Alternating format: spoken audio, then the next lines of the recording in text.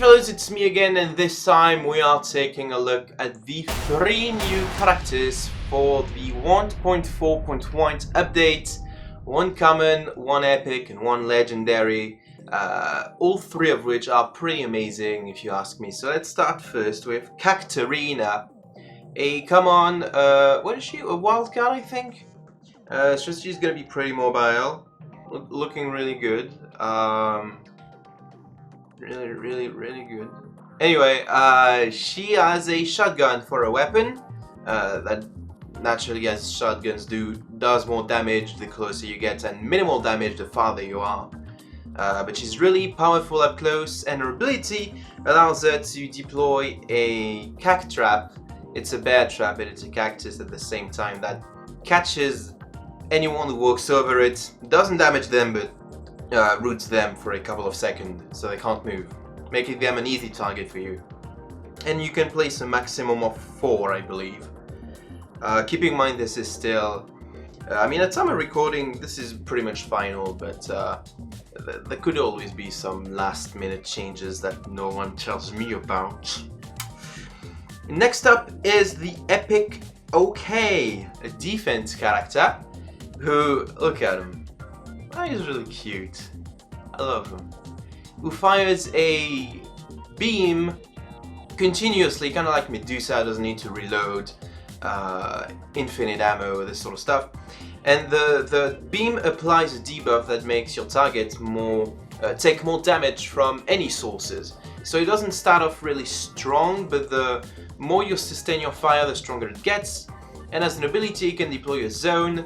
It can deploy a small bot, that deploys a zone that heals you and your teammates, so as long as you're in it, for like 3% of your maximum HP every second. So it's pretty good.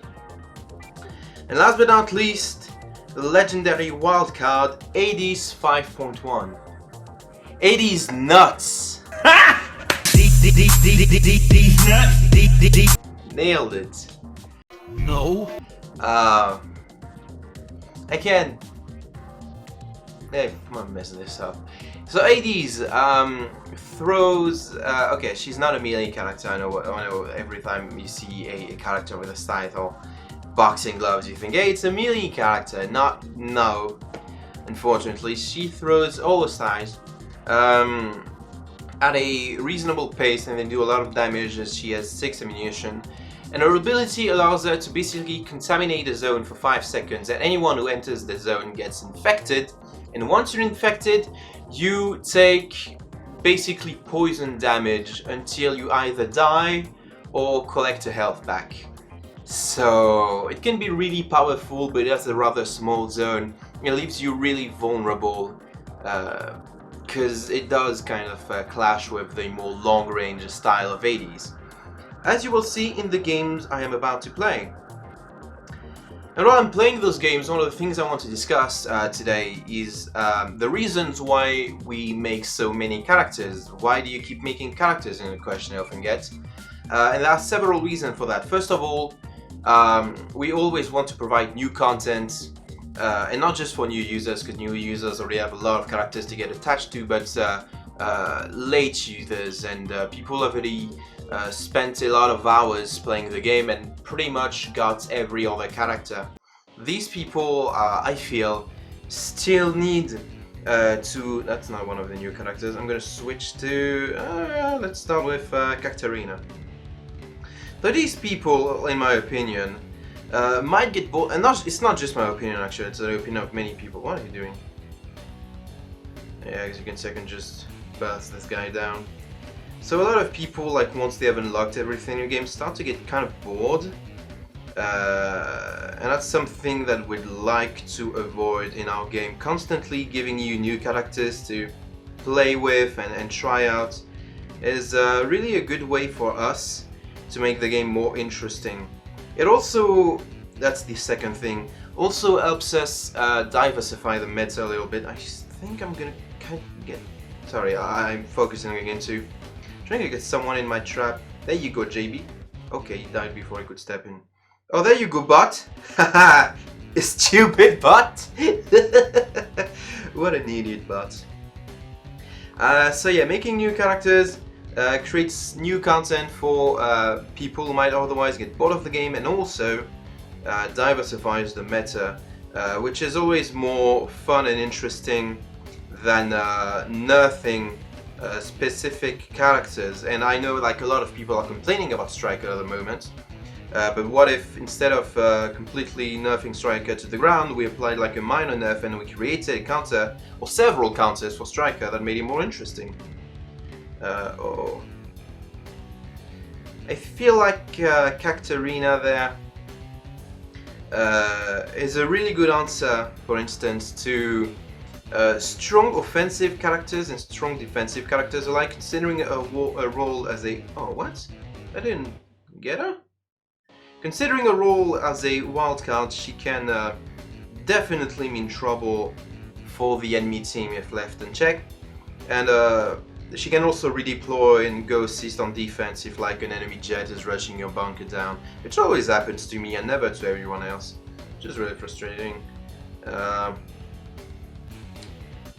There's also, it's not just, you know, automatic counter, pick this guy automatically win. There's also a bit of a, there's always some skill involved, for instance in the placement of my trap, which has so far been pretty mediocre. Yeah, see, I'm placing this trap there, doesn't do anything. Dancing around the Volkia, shooting her in the air, forget about it. There it goes Paku. That's not Paku. That's not Paku. What's his name? Genkis. There we go. Oh boy. Might want to dodge this. Someone stepped on the trap, didn't stay long enough to get caught, and the game is over soon. So I'm just gonna finish this. Yeah, Mr. Do just finished it. Katarina's pretty cool, not gonna lie. I really like her design. Visually, I think she is just fantastic. I wrote the description and everything, so you know it's good. Leave me alone, you mongrel. And but there are two other characters we also need to take a look at in this episode. So this time we're going to be focusing on OK, the defense epic character, which again exists in order to help you counter some specific characters, and I feel like OK does a great job at countering Lucha specifically, who is a problem for a lot of players. Not that there aren't any Lucha counters in the game at the moment. I think the best Lucha counters are Virus and Dr. Frost at the moment, but you can never have too many counters, especially one on defense that can be relied upon to, and that's not him. Can't pick him. Yeah, there we go. Especially considering the insane damage you can do once he gets on your bunker. The faster you can clear him out of your bunker, the less problematic he will be. I'm going on the offensive with this guy because he's not to be messed with either. Even against level 1 CPUs, I can maybe, yeah, show you what I mean. Okay, so now I'm taking a lot of damage, putting my zone on, and as you can see, it heals me. It heals everyone. Well, it heals all my allies, but it's you can see the limit of the zone is around there. I'm still getting healed even though I'm not in the zone anymore. So that's a little bug fixing required. The update is not out yet, at least at time of recording. And if I decide to place another zone, it destroys the first zone. This little guy can be destroyed too. See, I can, well, I can't because he's in my team, but my enemies can. And again, there's a real like skill to placing your zones correctly and assisting your team. OK is pretty strong on his own, I feel, but it is much better when you learn how to use him alongside teammates. Of course, this is not a really good game to showcase this because I'm playing against level 1, but there's a lot to exploit about this character. I'm just gonna go heal again. And yeah, the bounce, I'm gonna have the reflex of destroying my safe zone when I place it. Hey, could go on the enemy tower. Yeah, I can do that. Okay, well, I could just place another bot and do nothing because the game's over already. But I hope you could all see that OK is a pretty fun guy to play. I like him a lot too. I mean, I'm just attracted to robots. Like, let's not kid ourselves. One of my favorite characters in the game is Desperados, another striker. Mr. Doe would be the third favorite, and he's invisible, which basically means he could be a robot. That's just who I am, man. I mean, don't kink shame, please.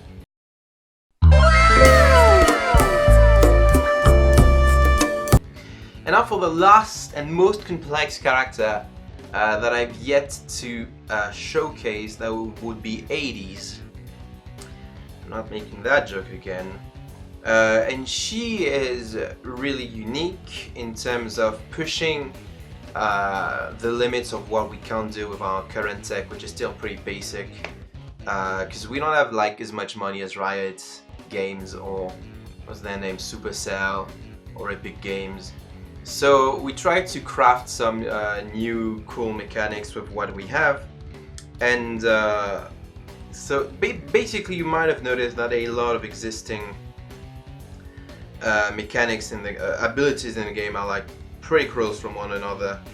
Comparatively, you know, you could say that Jesus, look at the damage I do. It's pretty strong. But she's kind of like a Paku character where you know, if you miss your shots, you know, it's gonna suck for you. And she's not as like powerful as on Release Inferno either. Yeah, it's not always easy to hit your shots with this. Come on. Anyway, I'm gonna go back to what I was saying. I just want to showcase this ability first. So if I activate this, there's a negative zone that contaminates other characters, and you can see they're taking damage every second until they die or get a health back. And not to worry, when your bots, or enemy bots really, are affected with this, I'm gonna wait until she respawns, but since she's a legendary, it's gonna take a while. What was I saying? Yeah, they're gonna go look for a health pack and heal themselves if they can. Dan is gonna probably use his ability in order to get rid of that debuff as well. Maybe Dan will see more play as a result of A.D.S being played. That'll be fun because Dan is an underrated character in my opinion. Yeah, going back to what I was saying about... What was I saying? Ah, I forgot. I was saying something previously about, you know, characters existing to serve as counterplay. In the case of legendary characters, I feel like it's more keeping each other in check. So like you can tell that this ability is really good. Like if you see a striker dashing on you, you can use this and instantly contaminate him, and it's much more powerful than other options that you could get from other characters like a Poka, Hunter, or Paku. Why am I going there? Or Paku, just ability that would blow it up, or Desperado stun or Rake Rock stun. You could use those, and these are cool as well. But if you're willing to like support us, because that's basically what you're doing when you spend a bunch of dollars to get legendary characters, you get rewarded with a character that's really fun and unique to play. I remember what I was saying before about character diversity. We're basically pushing the envelope, I don't know if that's an expression, for what we can do each and every update with each and every character. And like I was saying, yeah, that's what I was saying. A lot of character abilities are comparable. I almost dropped the phone. Comparable to what already exists. For instance, Jet's ability to jump in the not Jet's actually. She's different, but like Valkia and Laika's ability to jump in the air and hover for a while are basically using the same exoskeleton, and the jumping part is also lifted from Jet's own ability that allows it, you know, jump in the air. I completely missed this. Yeah, there's a huge casting time, so you can be dodged pretty easily actually. Ugh. And what was I saying? I forgot. The idea was... I'm sorry, I just really want to talk about some game design for now. I hope you don't mind. The idea is basically every time we create a new character, we come out with a unique visual identity, but that still fits in the Frag universe. And we also try to come up with some interesting abilities and fun mechanics that would make the character completely different from another. Like, there are a bunch of shotgun characters in the game. There's Jack, there's Prisoner 99, there's, what's his face, Buck. I haven't unlocked Buck, actually. And now there's Katarina, but they each play differently. Jack is a straight up huge DPS kind of character with strong burst damage. Buck is a more mobile, support-ish character with proper plank placement to allow you to go around or defend your bunkers. Prisoner 99 is pretty rough at the moment, I'd say. I still think he's like more interesting to play than Jack, but he's also more skill intensive in terms of what you can do with, so it's pretty interesting as well, if you know how to use it properly. Which a lot of people are still like struggling with, and some pros have discovered some unique uses with his saw and started playing him competitively, which is really cool.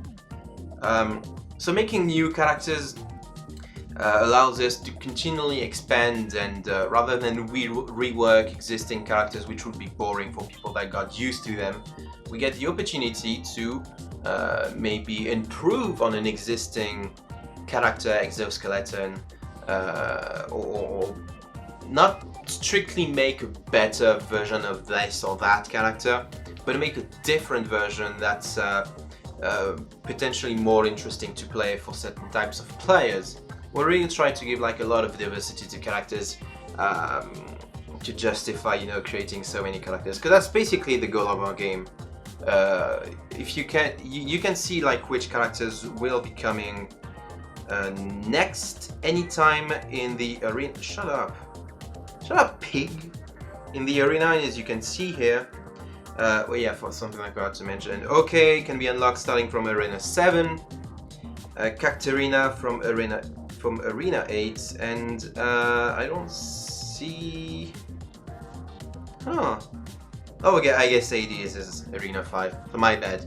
But as you can see, we already have like, all this list of characters that you can see. Some of them aren't even designed yet, but that we know we want to release. And our goal is to reach this goal, basically, of this number of characters to release. And then we will consider ourselves to have a game with enough content to keep players satisfied for more than a week, more than a month, even more than a year. The more content we have, the better, to keep people interested in Frag, and to make them diverse, and to really allow for more combinations of cards, and it's going to be really interesting. Like, it just makes sense to us. Super Smash Bros. Ultimate has like 75 characters, and it's a much more interesting game as a result than the original Super Smash Bros., which had like 10. Now, I'm not saying it's a bad game, and I'm not saying one is better than the other, even though I have opinions on that, but I'm saying the game with the more characters is more interesting to play. Same goes with strategy games, and Frag is very much a strategy game. It's more interesting to build a deck and see what synergies they have and how to properly use this and this character in combination with another when you have 100 characters, which is our goal, than when you have 30 or 20 or 10, basically. And that's why my final rating for Frag Pro Shooter is 100 out of 5. It's the best game.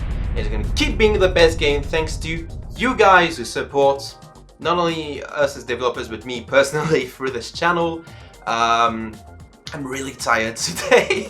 So I've been rambling for a while, but I hope you can see where I'm coming from, and I must say I am really thankful for all of you guys. Thank you for watching this video. If you have any thoughts on any of the characters that were showcased today, or just characters in general, please let us know in the comments, and I will try to engage in discussions with you.